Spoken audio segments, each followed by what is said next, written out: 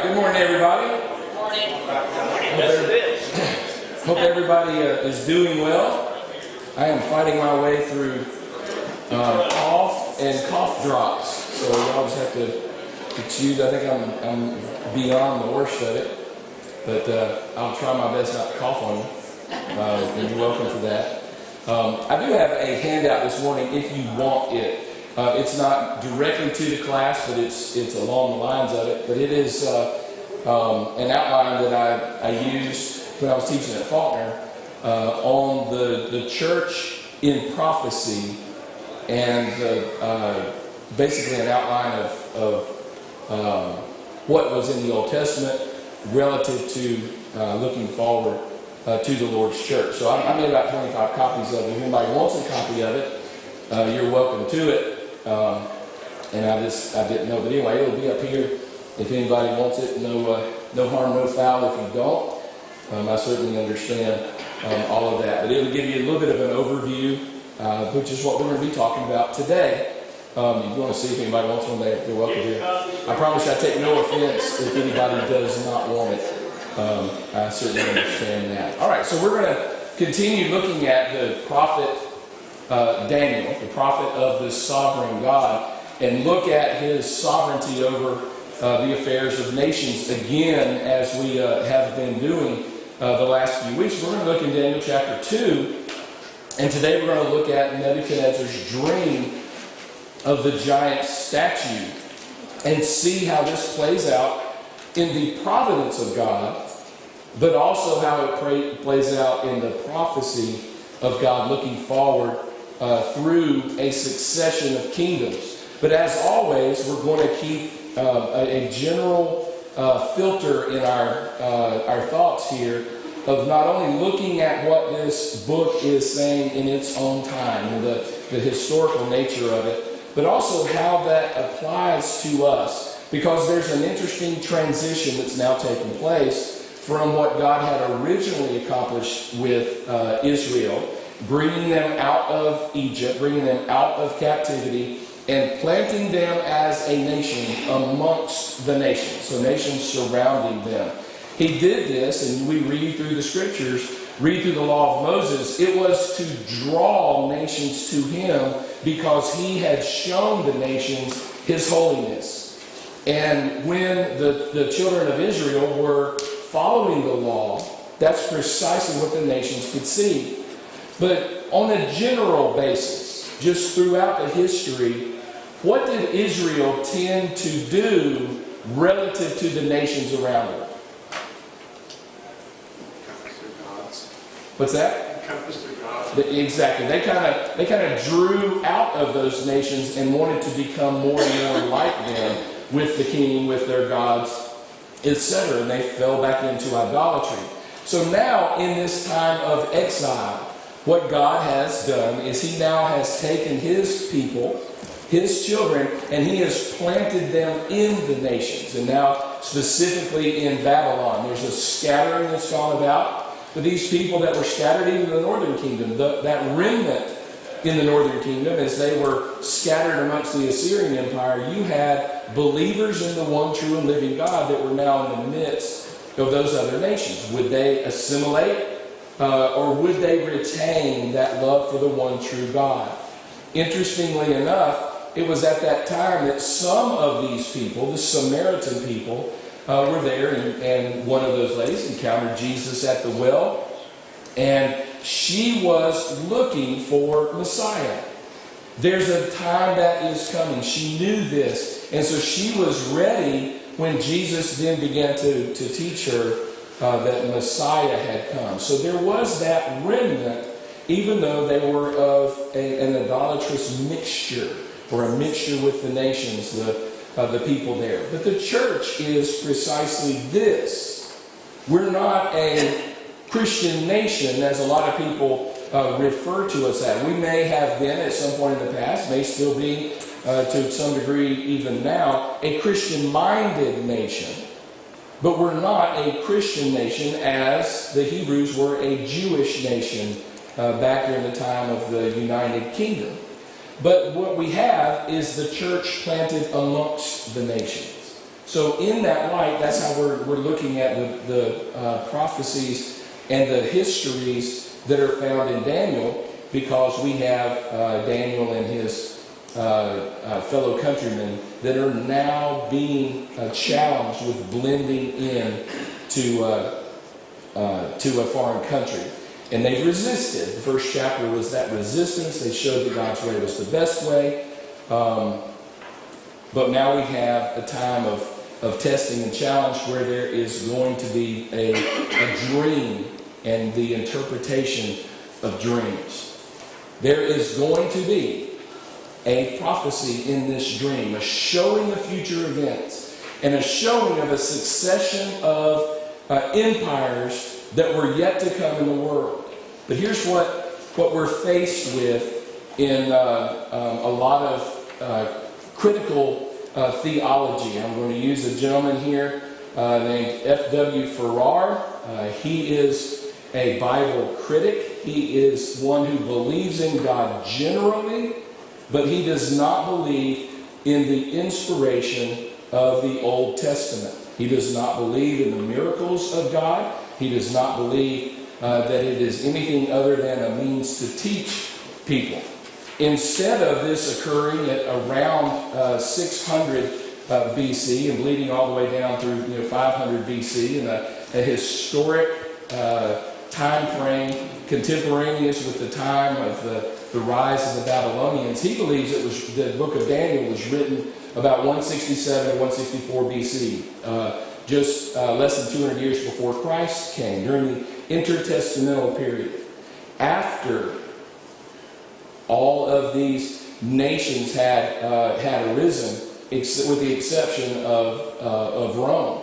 He believes that it was during the reign of Antiochus Epiphanes. The Babylonian Empire had fallen. The Medo-Persian Empire had risen and fallen. The Macedonians under Alexander had conquered most of the known world, and now it had split into 4 parts. And so that was what was going on at this time that he thinks this book was written. What are the implications of Daniel, this book of prophecy, being written after the fact versus before the fact?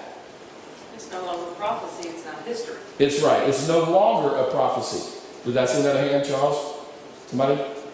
Okay. And that's exactly the fact. Why would somebody want to take the supernatural prophecy and supernatural miracle out of an Old Testament book like Daniel? What's the objective, do you think?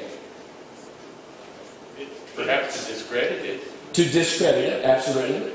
Taints the religious history. Absolutely. It taints the religious history. What does it do to God? It diminishes him as well. Which is an interesting thing for this gentleman in particular, who is a believer in God. He's just not a believer in God being active in history.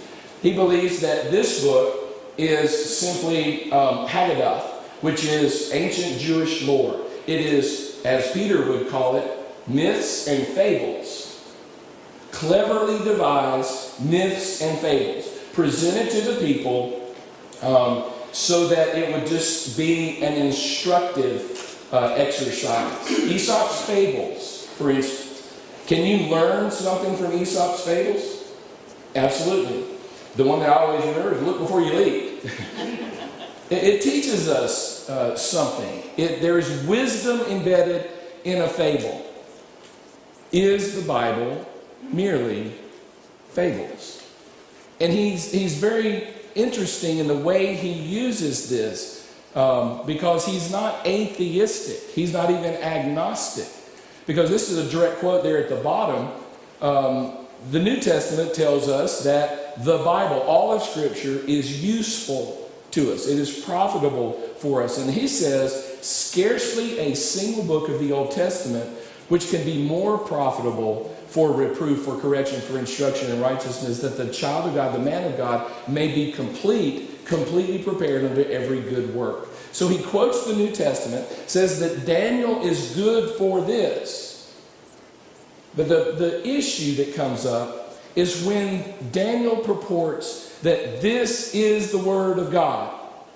God says this. God did this. And you're saying that that's a lie. It's a falsehood, but it's for a good purpose. And so that's the problem that we face with Daniel. But it's also the challenge that we face. Do we believe that this is truly prophetic? That this is exactly as it purports to be?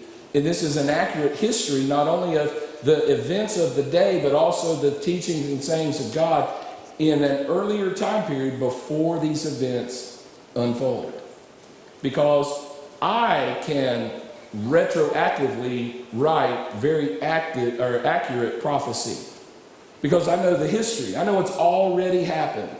In fact, here today, I can prevent with precision the events of the pandemic that no one else saw coming, right? I can write it all down. And if you're looking at it as if I wrote it beforehand, you're going, wow, this guy's an amazing prophet. But if you look at it and go, wait a minute, he waited until after all this had unfolded. Suddenly I'm not so sharp after all. And it does the same thing to God. It's not nearly as impressive that is here. He believed there was no historical man named Daniel.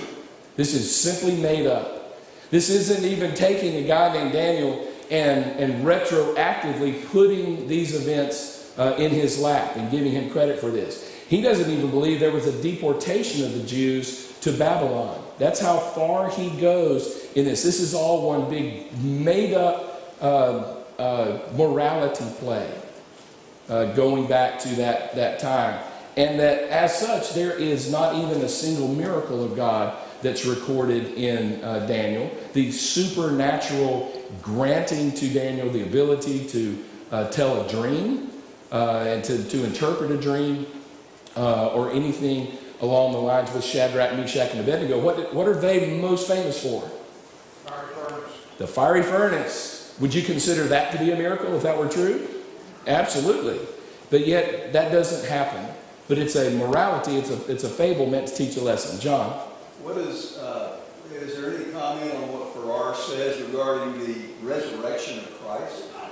I have not looked into that detail. I was looking at solely from his Old Testament perspective. He is a critic in the late 1800s, early 1900s of the Old Testament writings. Yeah, Lee, correct me if I'm wrong, but we have secular historical records of the deportation of Jews to Babylon. Yes, we do. It's kind of an inconvenient fact, isn't it? Yeah.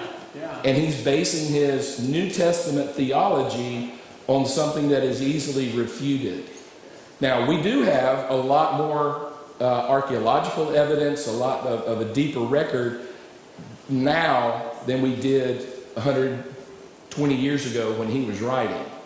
And so, oops. But that just shows, a lot of people still believe this, that there are no actual miracles that are recorded in Scripture, and that there are no prophecies that are recorded in Scripture.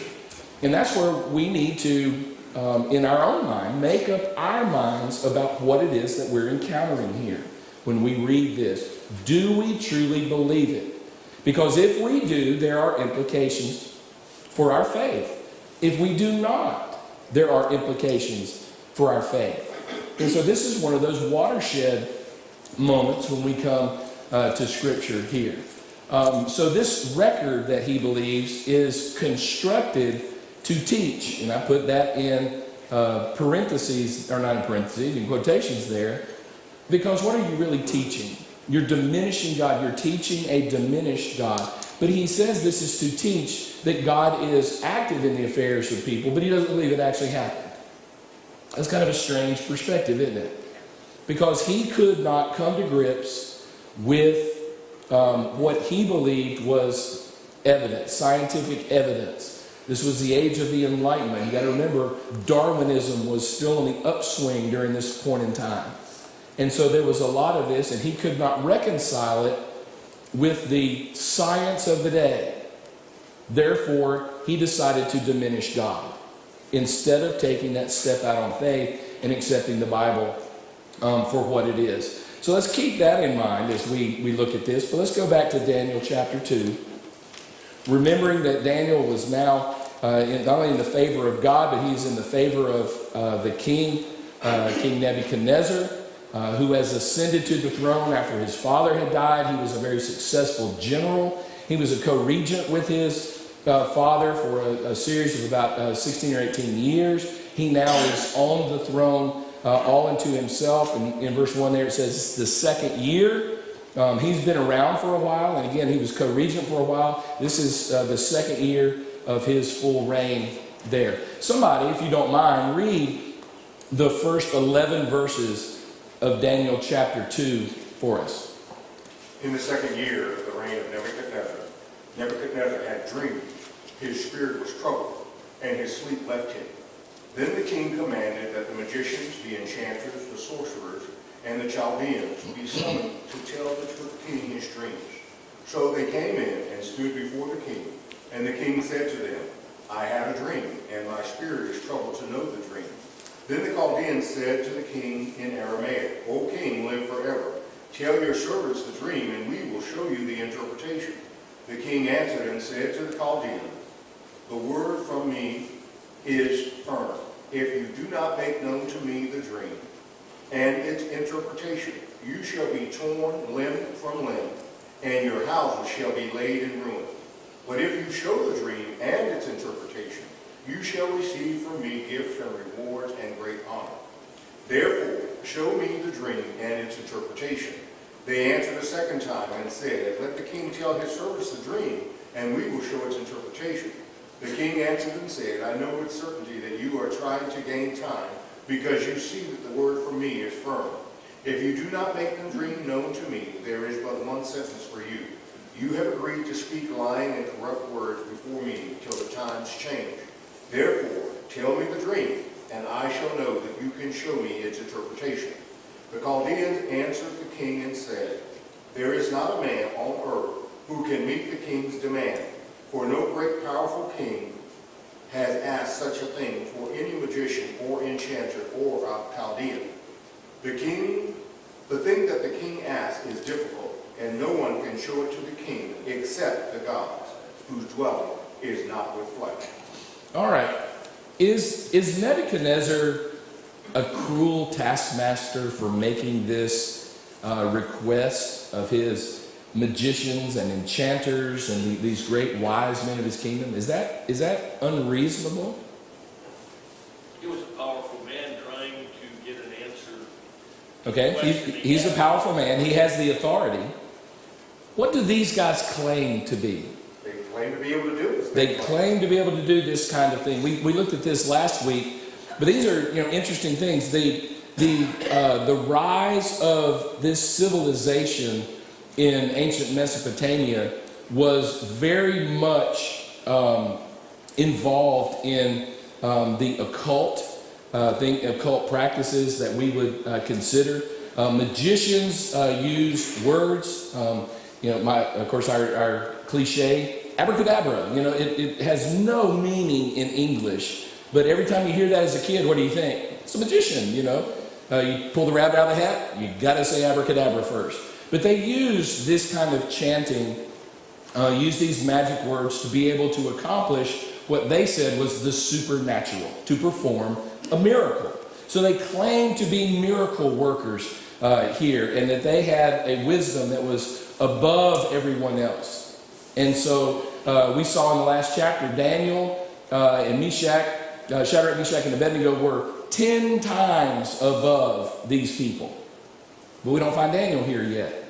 The enchanters, they charmed animals, snakes and whatnot, but they used the natural world to accomplish supernatural things. And they claimed a control over nature.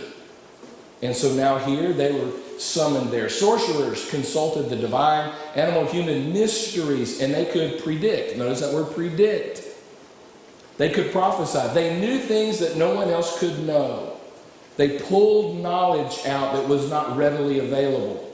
And so in that sense, they would be in a prime spot then to know something that only Nebuchadnezzar knew. And then the Chaldeans that are also mentioned here, they were into astronomy, leading into astrology, mathematics. I mean, these are brilliant people. And yet, he summoned the wisest men in his kingdom and said, I've had a dream. And what was their request to him? Tell us what the dream is. And then we'll tell you the interpretation. I'll go ahead and just tell you quite frankly, if you tell me what your dream is, I'll give you an interpretation of it.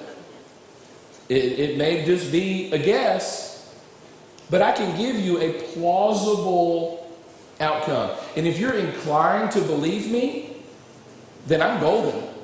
Because now all of a sudden I've interpreted your dream for you. I've given you a sense of calm, peace, assurance, confidence, whatever the case may be that you were looking for from that dream. I now can offer that to you, and you can give me gifts and whatnot.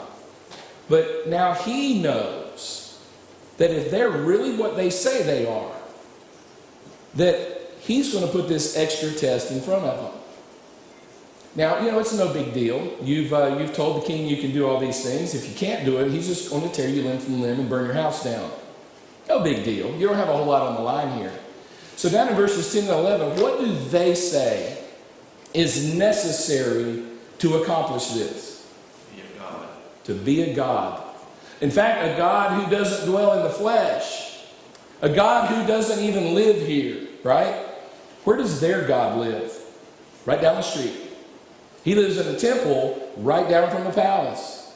So they're saying that this is an impossibility. You almost got to keep in mind that they were friends with all the priests down at Milcom's place down there, and that they didn't want to get them in trouble and throw them under the bus either. Even the religious men can't do this. Only a God that doesn't reside here. Now, my Bible uses small g's and all that fun stuff. They were not thinking of Yahweh. They were just simply saying this is an impossibility. That if this can be done, then truly this is a true God. That's an astounding admission for these people to say that. And here, they speak truth. That is absolutely true. If I told y'all, what did I dream last night? Where do you even start? I mean, it could be anything. And if, this, as it turned out, this statue with the golden head, the chest of silver and the loins of bronze and the legs and feet of miry clay mixed with iron, with a rock not hewn by human hands that comes crashing down and smashes it all to smithereens, that's a pretty obscure dream.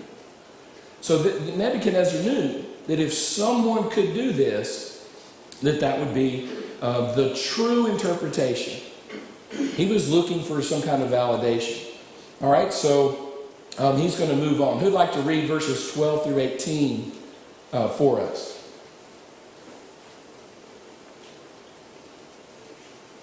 Because of this, the king was angry and very furious, and commanded that all the wise men of Babylon be destroyed. So the decree went out, and the wise men were about to be killed, and they sought Daniel and his companion to kill them. Then Daniel replied with prudence and discretion to Arioch, the captain of the king's guard, who had gone out to kill the wise men of Babylon. He declared to Arioch, the king's captain, "Why is the decree of the king so urgent?" Then Arioch made the matter known to Daniel. And Daniel went in and requested the king to appoint him a time, that he might show the interpretation to the king. Then Daniel went to his house and made the matter known to Hananiah, Mishael, and Azariah, his companions, and told them to seek mercy from the God of heaven concerning this mystery, so that Daniel and his companions might not be destroyed with the rest of the wise men of Babylon. Then the mystery was revealed to Daniel in a vision at night. Then Daniel blessed the God of heaven. All right, let's hold right there. All right, if you remember last week, if you were here, we looked at their names. It's interesting that they're referred to here as their less than familiar names. Their Babylonian names, for everyone other than Daniel, are the more familiar names. In fact, you've already heard me refer to them. Shadrach, Meshach, and Abednego. These are the guys in the fiery furnace. All of that. But here, they're referred to by their Hebrew names. Each one has embedded in the name itself the name of God. They were stripped of that and given new names here. Why do you think we have a shift backwards to their Hebrew names that carry the name of God at this point in the narrative? But then when we get back to the fiery furnace, we're going to go back to their Babylonian granted names. Why would we do something like that? What is this drawing our mind to? In this impossible task that can't be done except by a God who doesn't live in the flesh, who doesn't even live here. They're going back to their roots, not as exiles who are rising in prominence because of the providence of God, but because they are believers in God. It's going back to the essence of who they are. That only God can do this. And I think that that's what we find in what Daniel has said. I find the juxtaposition between Nebuchadnezzar and Daniel kind of interesting. Nebuchadnezzar is indignant and furious. Good things happen when a king is indignant and furious. Especially if you're the guy that he's indignant at or furious at. It doesn't turn out well. And he's already said, I'm going to rip you limb from limb and I'm going to burn down your house. And so he's ready to just do away with all of that. All the wise men should be slain. And so now they're hunting Daniel. This won't be the last time. But they're hunting Daniel and his friends because they're amongst that group. So now their lives are on the line. Excuse me. So, option A, run away. Run as far and as fast as you can. Get away from this king. Hope you can escape this and maybe live a little bit longer. But instead of that, what does Daniel do? What does he tell these guys to do? Pray. Isn't that amazing? At that time, when there is exclusively one hope for them to survive this, and that hope is God, they turn to God. They believe the same thing that the magicians and the sorcerers and the astronomers also believed. They believed that only a God could do this. And so they asked him. They beseeched him to do that. That they could request compassion from God. That he would spare them. That he would help them through this. Concerning this mystery, that they could somehow survive it. So Daniel and his friends would not be destroyed with the rest of the wise men of Babylon. Now, from what you know of Daniel, later on in this book, thinking of things like the fiery furnace and also Daniel in the lion's den, these same men, these wise men, these men of prominence in Babylon, how do they look upon Daniel and his friends? Positively? Negatively? Throw them under the bus? Conspire against them? That's exactly what they do. Even after this, but it's going to be interesting to see what Daniel does and how he does it in all of this. So he requests compassion from God. He doesn't even request a miracle here. Just have mercy on us. We're about to die at the hands of these men. There's almost a resignation from this, that their only hope to live is Almighty God. That if God can do this, then they can do this. So, as Joe already read in verse 19, then the mystery was revealed to Daniel in a night vision. Now, is this a dream? Or is this sun goes down and he sees something? We're not really sure. But this is a term that is used in Daniel, the night visions of Daniel. We find it in Ezekiel also, that is different than a dream. Does anybody ever have just really weird dreams? And, thank you. I have some really, really strange dreams. And there's some dreams that I have, I'll wake up going, you know what, I'm not telling a soul about that dream. That was just really weird. I don't even want y'all to know that my brain is even capable of that. But if that's the kind of things that is conjured in dreams, if God revealed something in this dream, would there be any certainty to it? I mean, this is heavy on Daniel's mind. He goes to sleep at night thinking he may die. And then all of a sudden he has a dream about this statue. And then he comes to Nebuchadnezzar and goes, hey, I know what it is. I know exactly what it is. I had a dream last night about your dream. And this is the dream you dreamed. And Nebuchadnezzar goes, nope, that wasn't it. I think that there's a sense that God was giving them a clarity here. And gave Daniel a clear vision. This is the dream of Nebuchadnezzar. And so I think that's why we get the in a night vision as opposed to in a dream. That's speculation on my part, but I think that that Daniel needed reassurance here. Because again, if he goes bopping in there going, it was there was a fat cow and a skinny cow, and the fat cow was consumed by the skinny cow. No, that would be Egypt, and that would be Joseph. But this is something that is much more important. All right, so Daniel now is in a position of power. Because all these other guys that look down on him, as we learn later, that don't want what's best for Daniel, as we learn later, these guys that consider him a rival, as we learn later, Daniel now can get all of them killed, and he and his 3 friends can rise exclusively to power in this new reign of Nebuchadnezzar that's going to go on.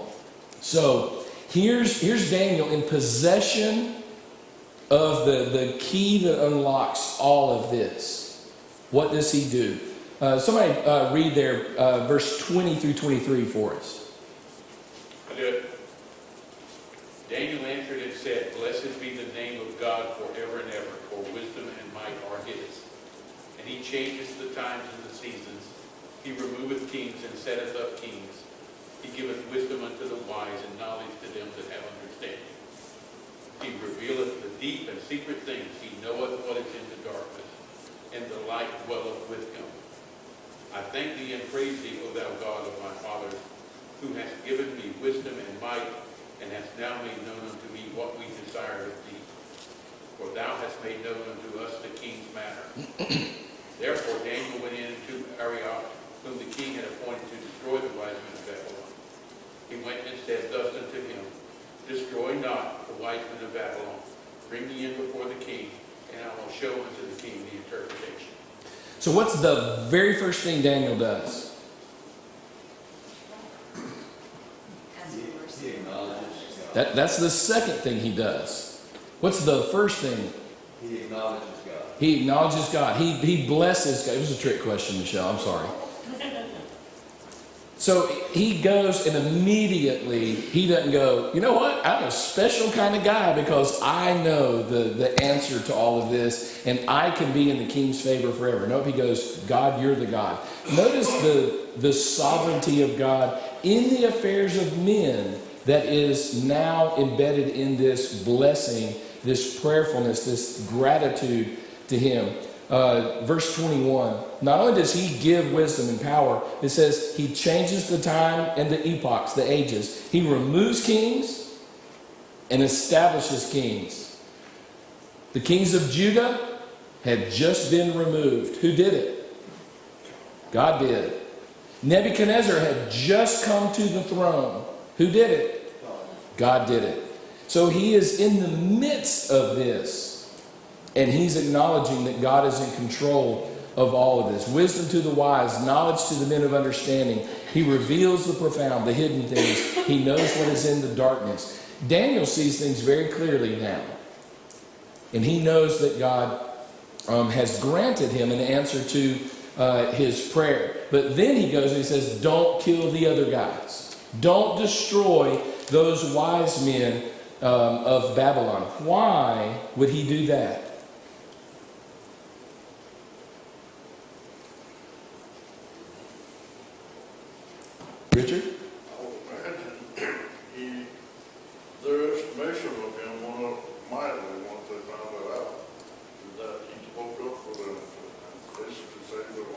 That's right. You gotta realize here that Daniel's a very young man, and these guys with his other scholars, they may have been older and supposedly wiser in age-wise, but that might have been the reason why they kind of looked down on him at first too, was the fact that he was young and brash upstart there in the report.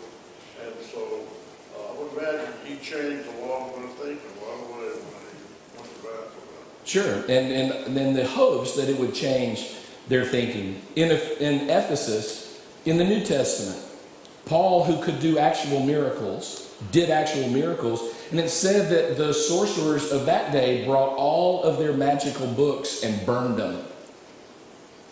There was power in what would be a recognition of the power of the true and living God. They knew that their magic was false, and that what they had just seen from Paul was true. And they were hoping that these guys, you would think that Daniel, that God was thinking that these men that knew that only a God could do this, and now Daniel can do this, that they would turn to God. As it turned out, they did not. But there is hope at this point that they would turn to the true and the living God here. All right, so Arioch takes Daniel into the presence of the king and says, I have found a man among the exiles from Judah who can make the interpretation known to the king. I found a man. All right, so who's he giving credit to? Well, it's himself. I discovered this guy. And it's a man who's going to give you this interpretation. Well, Daniel now is in that enviable position.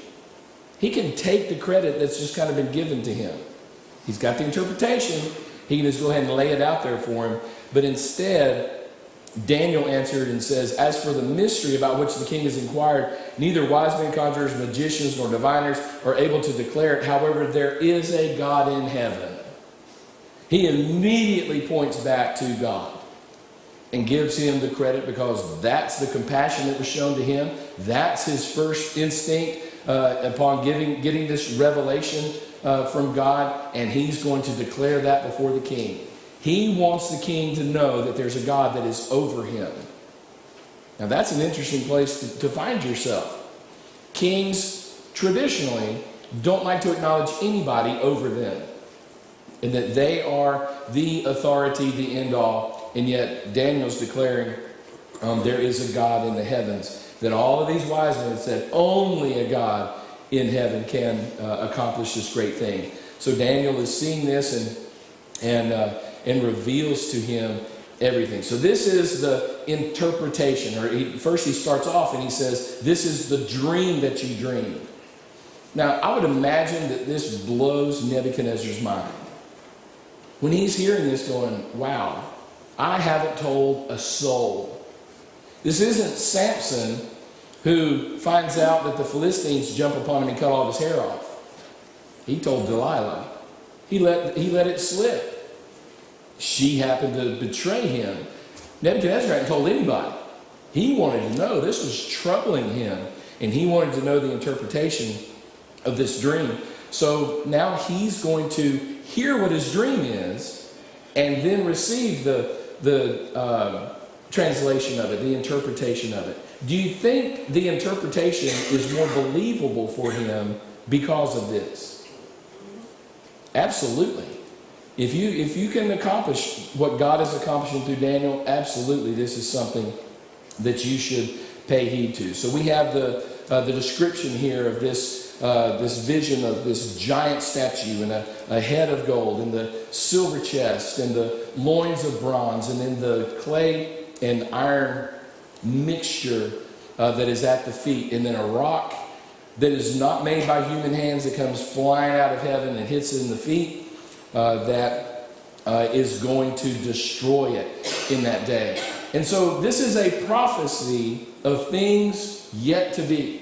This is not waiting after the fact and looking at things and designing a fable, a morality play, to teach things to people. This is showing the providence of God, and this is showing the foreknowledge of God to a king who is that head of gold. Probably makes him feel pretty good. Yeah, that's good. Till he realizes that there's a successor kingdom.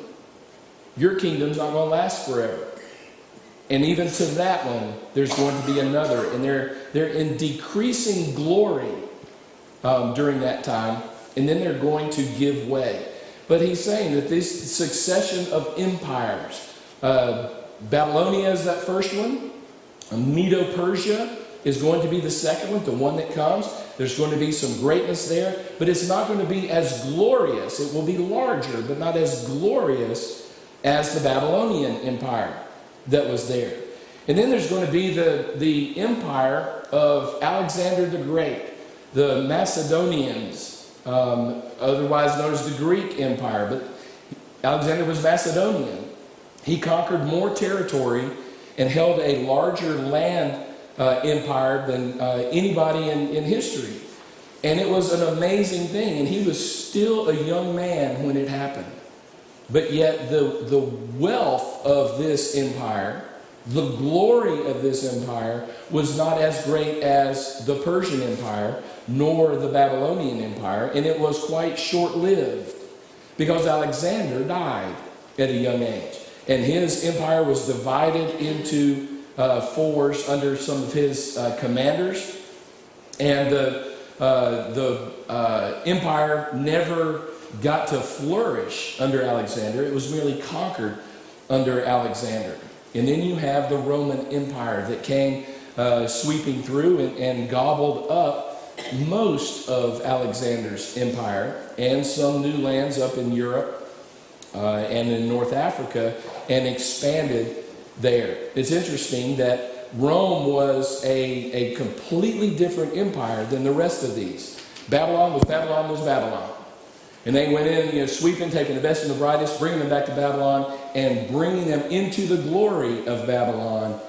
And then the conquered lands would become Babylon. But Rome wasn't that way. Rome was a series of vassal states. And Judah, at the time of the Gospels, was simply one of them. And they were allowed to retain their God.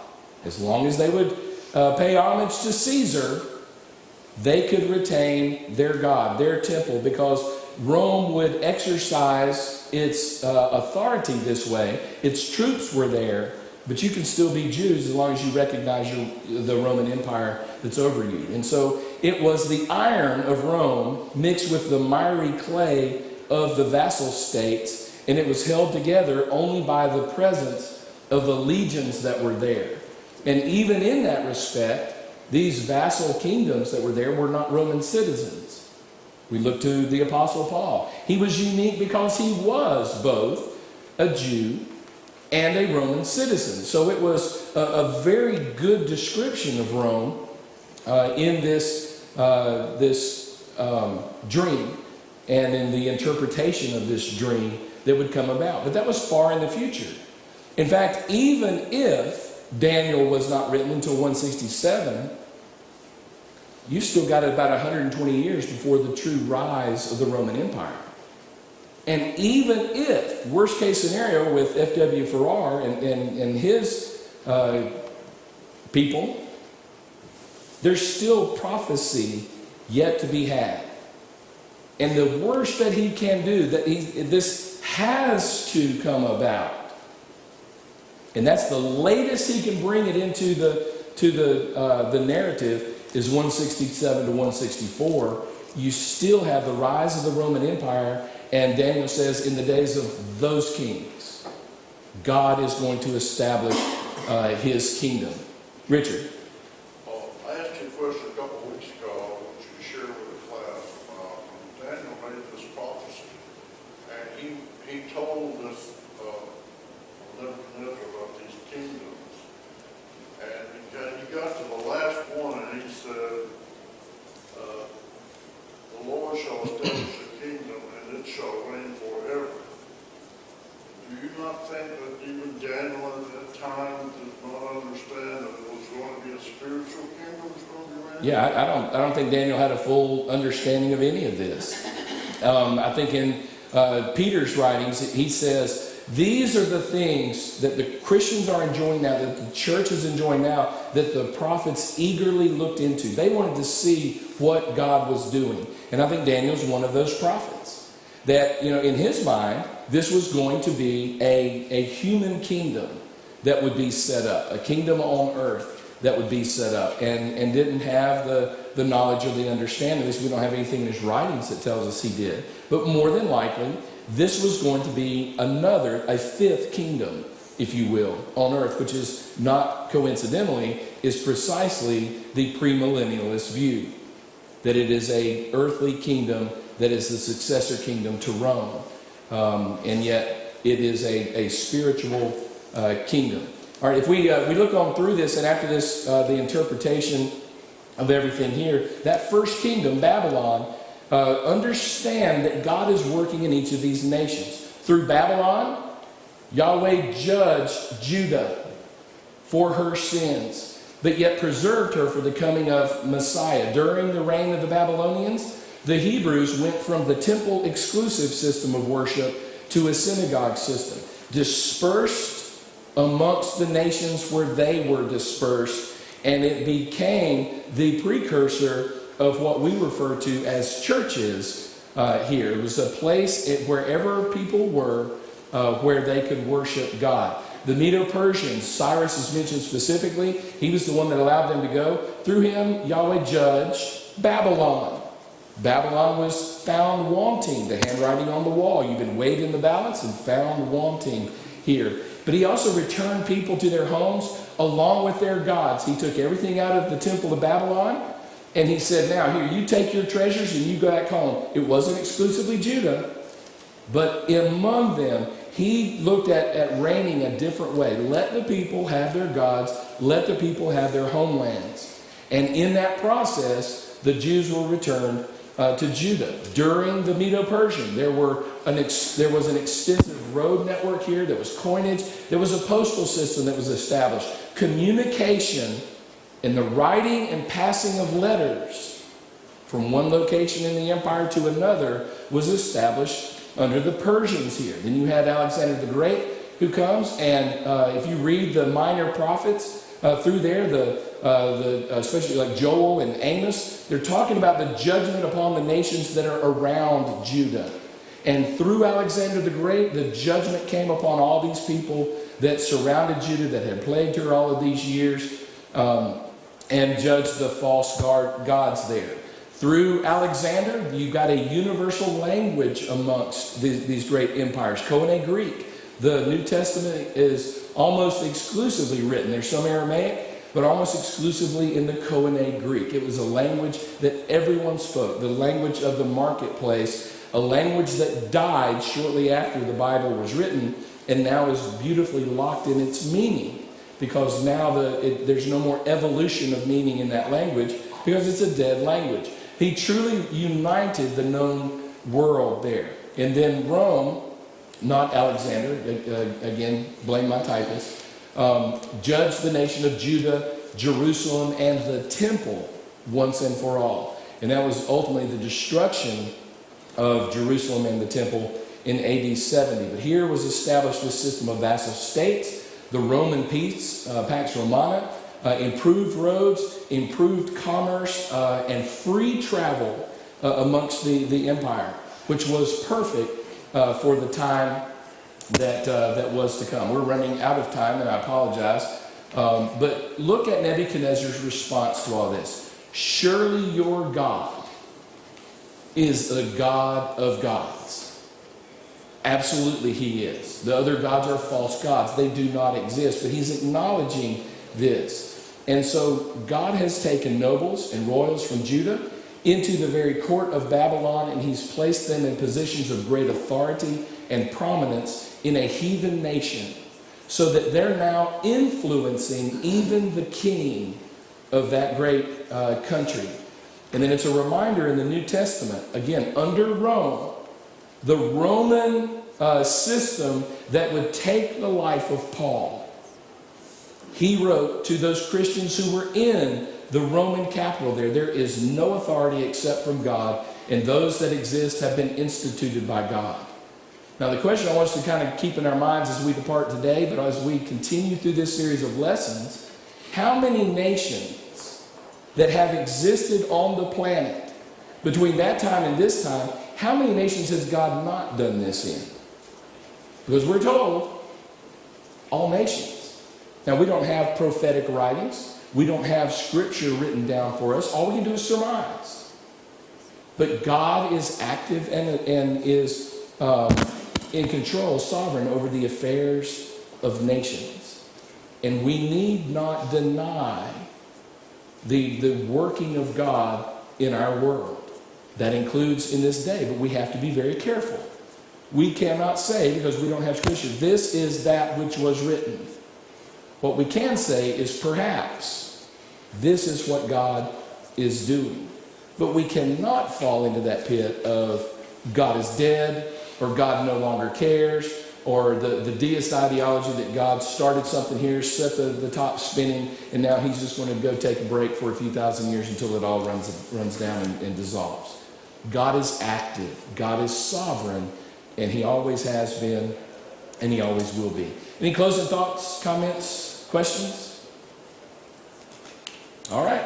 We look forward to our time of worship, and we'll be back to Daniel next week.